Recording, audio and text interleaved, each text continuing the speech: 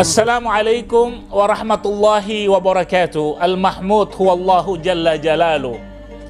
Al-Musalla alaihi huwa Muhammadun wa alu. Al-Mukhtar alaihi huwa wa ashabu. Allahumma salli ala sayyidina Muhammadin wa ala alihi wa sahbihi ajma'in. Amma ba'd. Hadirin hadirat kaum muslimin, khususnya abnaul khairat di mana saja Anda berada. Alhamdulillah, segala puji bagi Allah. Kita masih diberikan oleh Allah subhanahu wa ta'ala segala nikmat-nikmatnya yang luar biasa. Wa in ta'uddu ni'matallahi la tuhsuha. Kalau kita ingin menghitung nikmat-nikmat Allah yang telah Allah berikan kepada kita, la tuhsuha, kita tidak akan mampu untuk menghitungnya. Hadirin hadirat kaum muslimin, khususnya abnaul khairat di mana saja Anda berada. Ketika Hasan al-Basri duduk bersama sahabat-sahabatnya, datang seseorang kepada Hasan al-Basri mengeluh dan mengadu, "Wahai Hasan al-Basri, sudah lama saya berkeluarga, tetapi belum juga diberikan oleh Allah subhanahu wa ta'ala momongan atau anak." Kata Hasan al-Basri, banyak-banyaklah beristighfar kepada Allah. Tiba-tiba setelah itu datang lagi yang lainnya dan mengadu dan mengeluh kepada Hasan al-Basri. "Wahai Hasan al-Basri, di tempat kami, di daerah kami, di desa kami, musim kemarau, lama tak turun hujan." Apa kata Hasan al-Basri? Banyak-banyaklah beristighfar kepada Allah subhanahu wa ta'ala. Datang lagi yang lainnya mengeluh dan mengadu, "Wahai Hasan al-Basri, kehidupan ekonomi saya hancur berantakan, usaha gagal lagi. Bagaimana jalan keluarnya wahai Hasan al-Basri?" Kata Hasan al-Basri, banyak-banyaklah beristighfar kepada Allah subhanahu wa ta'ala. Sahabat-sahabat yang di sekeliling Hasan al-Basri mendengar jawaban dari Hasan al-Basri dan mereka mengatakan, "Wahai Hasan al-Basri, 3 permasalahan yang berbeda-beda, tetapi Anda menjawab dengan suatu jalan keluar yang satu. Jalan keluarnya satu, yaitu beristighfar kepada Allah subhanahu wa ta'ala." Kata Hasan al-Basri, "Apakah kalian tidak membaca Al-Quranul Karim?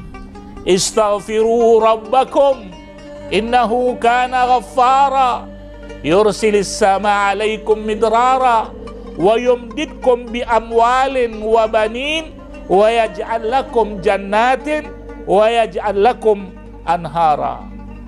Ini di surat Nuh. Ayat ini maksudnya istaghfiru rabbakum, banyak-banyaklah istaghfiru, beristighfarlah kamu kepada Tuhan kalian. Dengan hasil istighfar itu kata apa? Kata Allah subhanahu wa ta'ala, kelanjutan ayat ini, istaghfiru rabbakum innahu kana ghaffara, sesungguhnya Allah itu maha pengampun. Apa hasilnya? Yursilis samaa alaikum midrara, Allah akan menurunkan apa? Hujan dari langit. Permasalahan yang satu sudah terselesaikan. Di daerahnya kemarau. Dengan banyak-banyak beristighfar kepada Allah, yursilis samaa alaikum midrara, Allah akan menurunkan hujan. Wa yumdidkum bi amwalin, Allah akan memberikan karunia amwal, harta-harta yang banyak. Permasalahan yang kedua terpecahkan dan terselesaikan.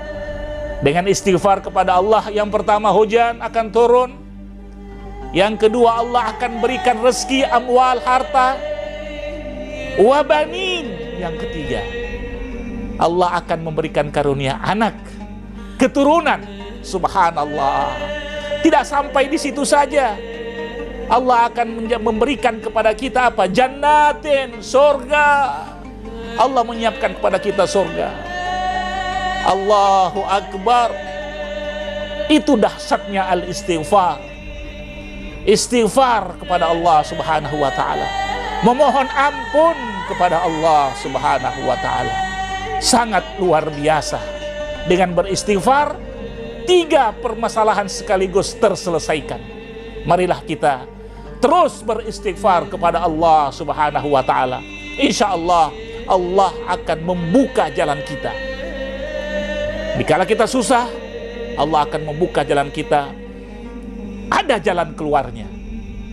Dikala kita hempit rizki kita, Allah akan buka lebar-lebar pintu rizki kepada kita. Dan begitulah seterusnya. Hadirin hadirat kaum muslimin, khususnya abnaul khairat, di mana saja Anda berada. Ada seseorang pemuda datang kepada orang tua yang bijaksana.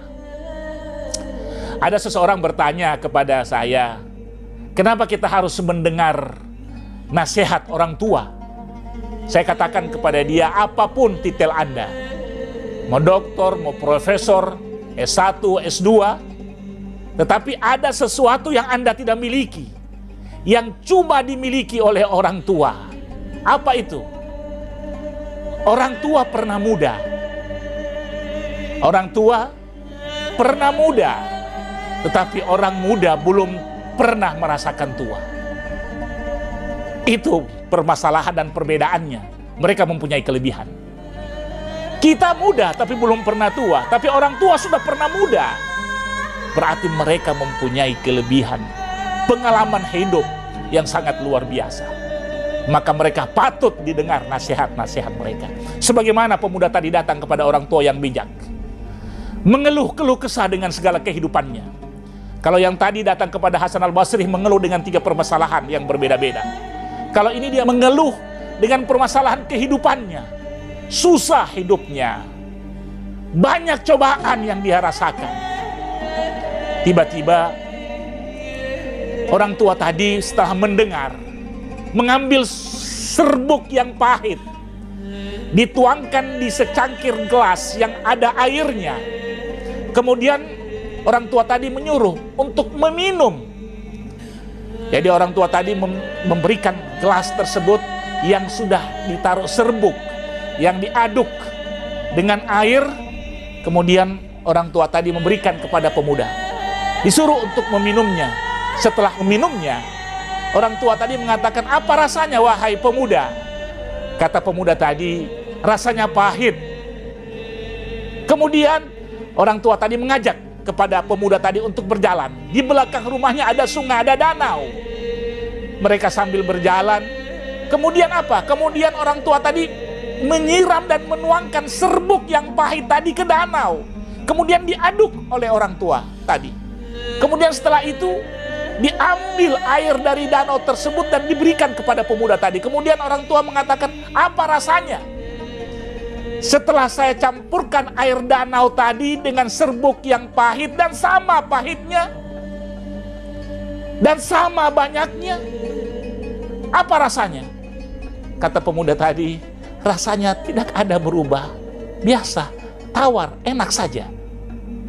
Apa kata orang tua tadi? Wahai anak muda, itulah kehidupan. Kehidupan boleh besar cobaannya. Yang Anda hadapi tadi, yang sudah Anda ceritakan kepada saya, banyak sekali problema yang Anda rasakan. Tetapi hatimu jadikanlah seperti danau, wadah. Jangan jadikan seperti gelas yang kecil. Jadikanlah hati Anda sebagai danau yang begitu besar. Dikala cobaan-cobaan datang kepada Anda, kalau hati Anda itu besar bagaikan danau, apalagi lautan, maka semua cobaan yang Anda rasakan itu tidak mempunyai arti dan nilai apa-apa. Anda tetap tegar. Maka apa? Maka persiapkanlah hati Anda untuk luas, lapang.